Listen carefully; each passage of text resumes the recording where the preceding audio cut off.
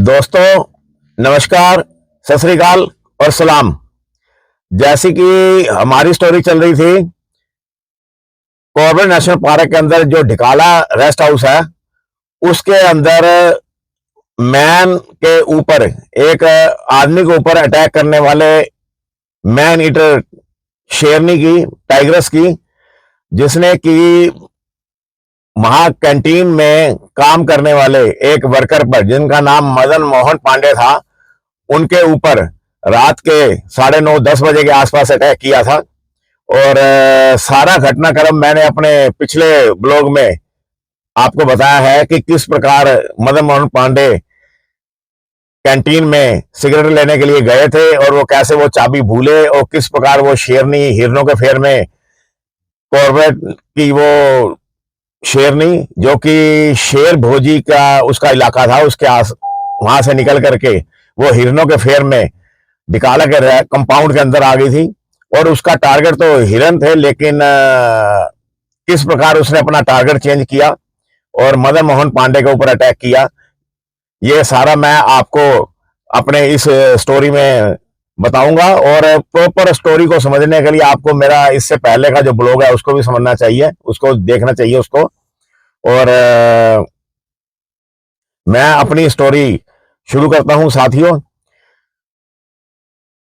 ये जो मेरी मैन ईटर टाइगर की जो स्टोरी है, सिर्फ यही स्टोरी नहीं, मैं और भी इससे आगे भी डिफरेंट मैन ईटर टाइगर की स्टोरियां डालता रहा हूं और आगे भी डालता रहूंगा। और ये मैन ईटर टाइगर एस्टेब्लिश हुए थे कुछ कॉर्बेट पार्क के अंदर, कुछ कॉर्बेट पार्क के बाहर बफर जोन में, और कुछ जो टाइगर वो दूसरा नेशनल पार्क के अंदर भी उन्होंने मैन ईटिंग की घटनाएं की थी। ये सब मैं स्टोरी आपको डिफरेंट बताऊंगा कि किस प्रकार कोई टाइगर मैन ईटर एस्टेब्लिश होता है। और साथियों, मेरे चैनल के साथ आप बने रहना। और अगर आपको स्टोरी अच्छी लगती है तो लाइक करना और सब्सक्राइब कर देना दोस्तों, जिससे कि आपको नई नई मैन ईटर टाइगर की जो स्टोरियां मैं डालता हूं, मैन ईटर लेपर्ड के ऊपर जो स्टोरियां मैं डालूंगा आगे, और खूनी हाथियों के बारे में जो मैं स्टोरियां डालूंगा, वो सब आपको नोटिफिकेशन मिलता रहे और आप इन स्टोरियों को देख सको, सुन सको। मैं अपनी स्टोरी स्टार्ट करता हूं दोस्तों।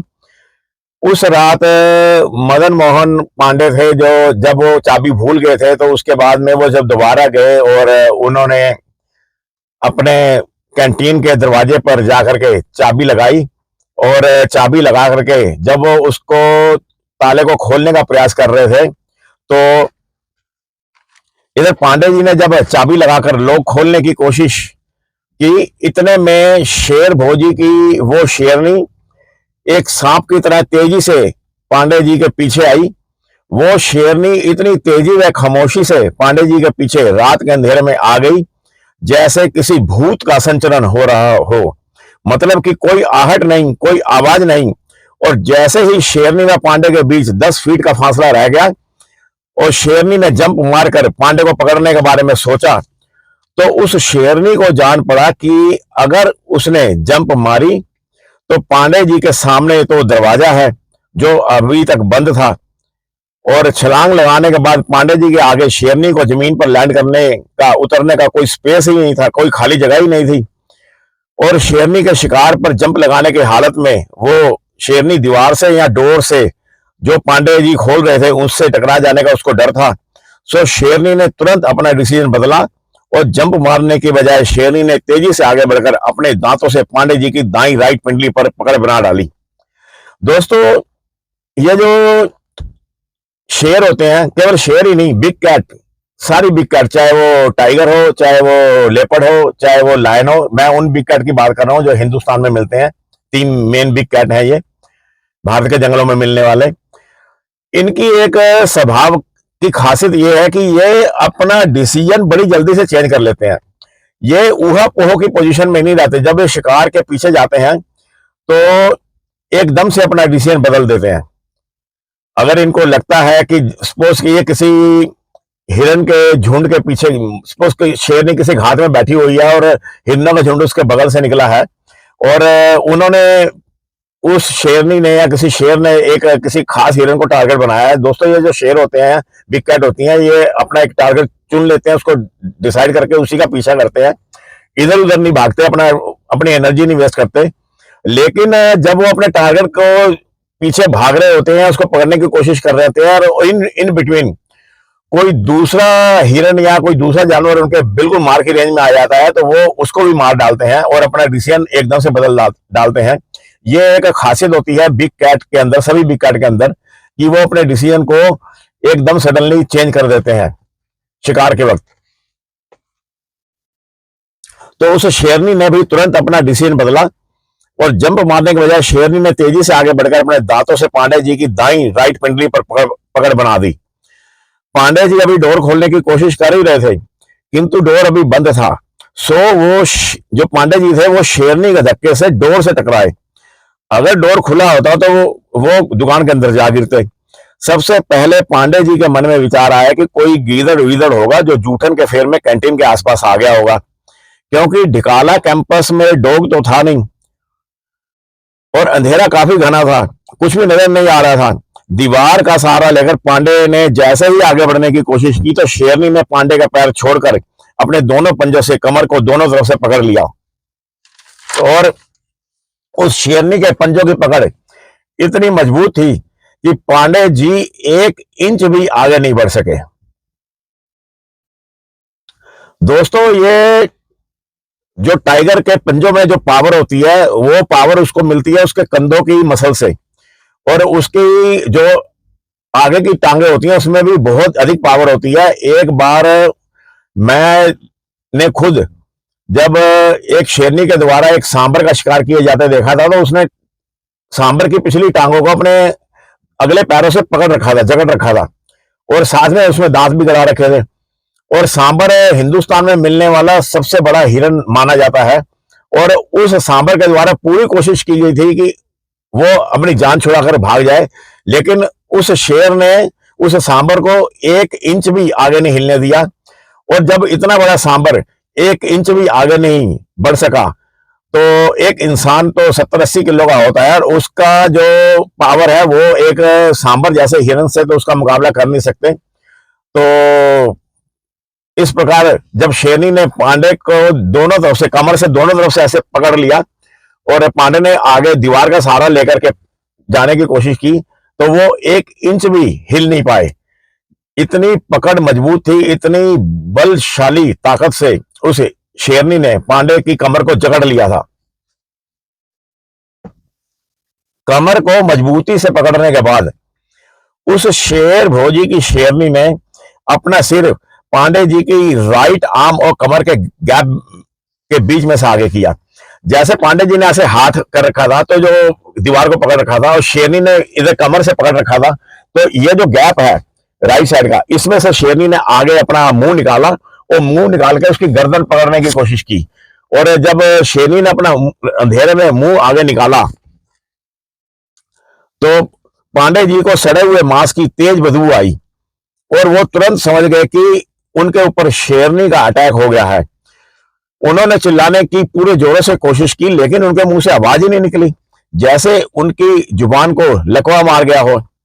दोस्तों ये जो बिग कैट होती हैं, जब सडनली कोई इंसान भी इसको देख ले या कोई जानवर भी देख ले, तो उनकी जुबान को, उनकी टांगों को लकवा भी मार जाता है। एक बार 1985 की बात है, मैं ढिकाला जा रहा था और जब मैं गेट पर पहुंचा, धनगढ़ी गेट पर, तो बस तो निकल चुकी थी। उस समय दोस्तों बस चला करती थी रामनगर से, जैसा कि मैंने आपको पहले भी कभी बताया, और एक ही बस चलती थी, 10 साढ़े 10 बजे का उसका टाइम होता था। वो बस निकल गई थी, तो मैं गेट पे वेट करने लगा, क्योंकि अकेले जंगल में जाना तो खतरे का काम था और 6-7 घंटे का सफर था। तो उस दौर में क्या होता था कि जिप्सियां वगैरह कोई होती नहीं थी, तो लोग भाई इकट्ठे हो जाते थे, यहाँ तो किसी का वेट करते थे किसी गाड़ी के आने का कि लिफ्ट मिल जाए, या फिर इकट्ठे झुंड बना करके, जिसमें कुछ टूरिस्ट भी होते थे और कुछ वहां के वर्कर भी होते थे, वो सब इकट्ठे होकर के आगे पैदल जाते थे। और अगर उन्हें रास्ते में कहीं कोई गाड़ी मिल जाए तो लिफ्ट में चले जाते थे, नहीं तो पैदल ही जाते थे। तो 25 आदमियों का जब एक झुंड वहां पे बन गया, तो मैं भी उनके साथ जब चला था, तो सबसे आगे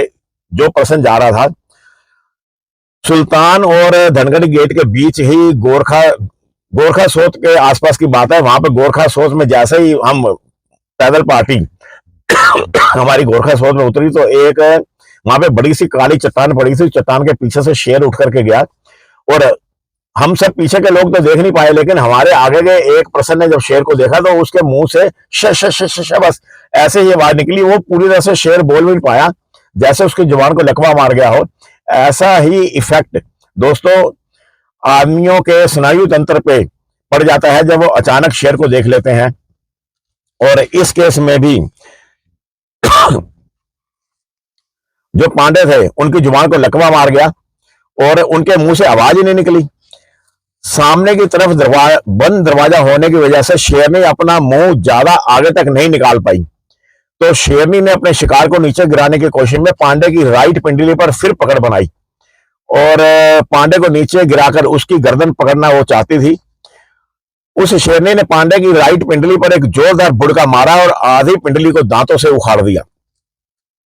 अभी तक शेरनी जो भी हमला कर रही थी वो राइट साइड से कर रही थी, जैसा कि मैंने आपको बताया है कि उसने राइट साइड से ही बीच में से मुंह निकाल के गर्दन पकड़ने की कोशिश की थी और राइट साइड की पिंडली पर ही अटैक किया था। दोस्तों इसका कारण यह था कि जिस प्रकार हम इंसान, कोई राइट हैंडर होता है, कोई लेफ्ट हैंडर होता है, ठीक इसी प्रकार जो बिग कैट होती हैं, जितने भी बिग कैट होती हैं, चाहे वो टाइगर हो, चाहे वो लेपर्ड हो, चाहे वो लायन हो, या जगुआर जो अमेरिका में मिलता है, पूमा मिलता है, चाहे वो ही क्यों ना हो, या कोई घरेलू बिल्ली भी हो या जंगली बिल्ली, जो भी कैट फैमिली है, उनमें भी लेफ्ट हैंड या राइट हैंडर होते हैं।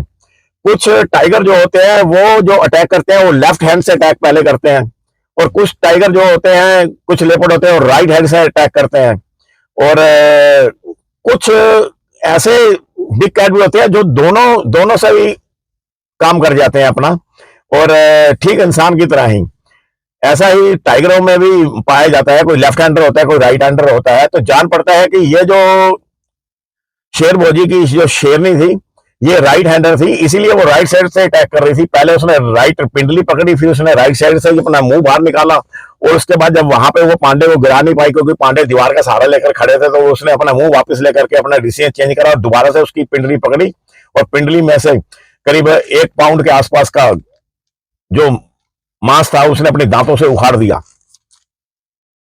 इतने पर भी जब पांडे नीचे नहीं गिरे तो अब शेरनी की झल्लाहट बढ़ गई और हल्की गुराट करते हुए अपने पिछले पैर पर खड़े होकर उसने पांडे का राइट कंधा पकड़ा और अपने दांतों का प्रेशर डालकर कंधे की हड्डी को तोड़ डाला। दोस्तों ये जो शेर होते हैं इनकी बाइट फोर्स 1050 से लेकर के 1200 पाउंड पर स्क्वायर इंच तक होती है और ये बहुत ज्यादा फोर्स होती है। और अगर टाइगर की बाइट फोर्स का मुकाबला किया जाए लायन से, तो लायन की जो बाइट फोर्स होती है वो 650 से लेकर के 800 के बीच होती है, और जो लेपर्ड होता है उसकी 300 से लेकर के 500 के बीच होती है। अमूमन 350-400 के आसपास लेपर्ड की बाइट फोर्स होती है, और एक ह्यूमन बींग की जो बाइट फोर्स होती है वो केवल 160-150 के आसपास ही होती है। तो लेकिन बाइट फोर्स के साथ साथ जो उसके शार्प दांत होते हैं कैनाइन, उनका भी इंपैक्ट पड़ता है। तो इस प्रकार 1050 से लेकर के 1200 पाउंड की जो फोर्स थी पर स्क्वायर इंच पाउंड की, उस फोर्स के साथ में जब उस शेरनी ने यहां से शोल्डर को पीछे से पकड़ के दबाया तो पांडे के शोल्डर की हड्डी उसी टाइम टूट गई। कंधे के हड्डी टूटने के असहनीय दर्द से पांडे बेहोश होकर नीचे गिर पड़े और शेरनी उन्हें कंधे से हवा में ही उठाकर कैंटीन के बगल में एक छोटे बरसाती नाले में चली गई। ये वो ही बरसाती नाला था जिसका मैंने पिछले पार्ट में वर्णन किया है। इस नाले में घना झाड़ झंखाड़ उगा हुआ था। इसी झाड़ झंखाड़ में शेरनी का एक 10-12 महीने का एक बच्चा भी छिपा मां का इंतजार कर रहा था। और जब उसने देखा कि उसकी मां एक शिकार को लेकर आ रही है तो उन झाड़ियों में से बच्चा भी बाहर निकल आया और शेरनी ने पांडे को शोल्डर से पकड़कर उठा रखा था, लेकिन उसके पैर व कमर जमीन से घसीट कर जा रहे थे, जिसकी वजह से नाले की झाड़ियों में अटक कर उनकी पैंट उतर गई थी। कमीज कई जगह से फट गई थी। नाले में ले जाकर शेरनी ने पांडे के कंधे से अपनी पकड़ छोड़ी और जैसे ही दांतों से पांडे के सिर को नोचना शुरू किया तो बेहोश हो चुके पांडे को अचानक होश आ गया, क्योंकि उन्हें बहुत असहनीय दर्द हुआ और वो समझ गए कि वो टाइगर का शिकार बन गए हैं। असहनीय दर्द की वजह से उनके मुंह से चीख निकली। ये जो चीखने की आवाज निकली थी वो डर, घबराहट व दर्द की वजह से किसी औरत के चीखने जैसी आवाज जैसी निकली, लेकिन आवाज काफी लाउड थी। उस नाले के बगल में ही गाइड्स के लिए रात को रुकने की व्यवस्था थी, और वो नाला गाइड्स के रुकने की जगह के बगल में ही था। उस चीख की आवाज सुन करके 2-3 गाइड्स बाहर आ गए, और उनको लगा कि रात को कोई किसी औरत से बदतमीजी तो नहीं कर रहा, और उनके हाथ में टार्चें भी थी। इन गाइड्स के साथ साथ वहां पर एक फॉरेस्ट गार्ड भी था जिसका नाम नंदन सिंह बिष्ट था। वो उस रात इन गाइड्स के साथ गपशप कर रहा था। सबसे पहली आवाज तो उस गार्ड ने ही सुनी थी, और अगले ही क्षण पूरा ढिकाला कैंपस में शोर मच गया। कई टार्च एक साथ तेज चमकने लगे। कई ड्राइवरों ने अपनी जिप्सियों को स्टार्ट करके उनकी हेडलाइट की रोशनी शेरनी की दिशा में कर दी, और इस प्रकार नाले की दशा ही बदल गई। सारा नाला अगले ही पल रोशनी से नहा उठा। उन सब ने देखा कि पांडे पेट के बल जमीन पर पड़े हैं, और उनकी पीठ पर सवार शेर भोजी की वो शेरनी उनके सिर पर पीछे से वार पर वार कर रही है। अगर पांडे पीठ के बल सीधे पड़े होते तो शेरनी कब का उनका गला दबाकर मार डालती। खूब जोरों से शोर किया गया, हवाई फायर किए गए, शेरनी को पत्थर भी मारे गए। गुस्से में शेरनी उन पत्थरों पर पंजे मार रही थी जो पत्थर उसके ऊपर फेंके जा रहे थे। 70-80 लोगों की भीड़ वहां पर इकट्ठी हो गई, और इस प्रकार 70-80 लोगों की सम्मिलित शोर के सामने फाइनली उस शेरनी के हौसले पस्त हो गए। और इतने लोगों को देखकर उसका बच्चा तो पहले ही भाग गया था।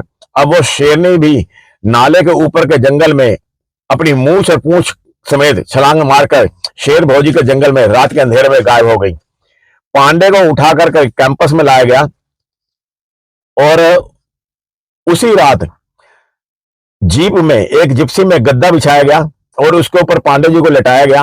और हालांकि रात में कॉर्बेट पार्क में ड्राइव की अनुमति उस समय भी नहीं थी, और आज भी नहीं है, लेकिन वो इमरजेंसी थी, तो 3 पर्सन, एक राइफल वाला गार्ड साथ में, उस जिप्सी के अंदर बैठ करके उसको पांडे को रामनगर की तरफ लेके गए। और 1.5 घंटे की ड्राइव के बाद में रामनगर के जो सिविल हॉस्पिटल है उसमें पांडे जी को ले जाया गया, और वहां पर उनकी फर्स्ट एड उनको दी गई, क्योंकि वहां पर इतनी सुविधा नहीं थी। उसके बाद उनको दिल्ली के ऑल इंडिया मेडिकल एम्स में रेफर कर दिया गया, जहां पर करीब 1 महीने तक पांडे जी का इलाज चला, और उसके बाद वो वहां से ठीक होकर के फाइनली वापिस रामनगर आ गए।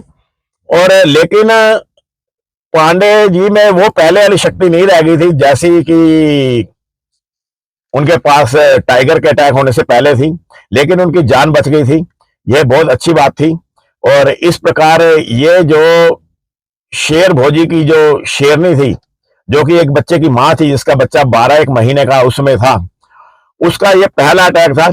और इस पहले अटैक में ही उसने जान लिया था कि जिस इंसान से वो डरती थी, हालांकि वो इंसानों को बचपन से देख रही थी, उनसे वो घबराती नहीं थी, कोई उनसे शर्माती नहीं थी, कोई हेजिटेशन नहीं था, लेकिन जब इस बार उसने जब पाया कि इंसान तो हिरन से भी आसान शिकार है, तो उस शेर भोजी की शेरनी से पांडे की जान तो बच गई, लेकिन उसने जब अगला शिकार किया तो उसने एक इंसान को मार गिराया, और उसको मारा ही नहीं, मारकर उसको खाया भी।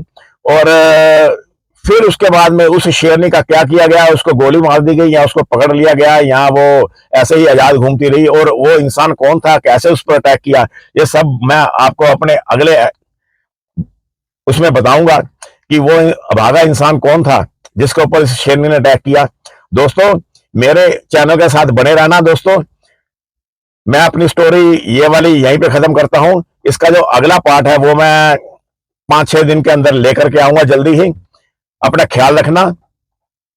नमस्कार, सत श्री अकाल और सलाम दोस्तों।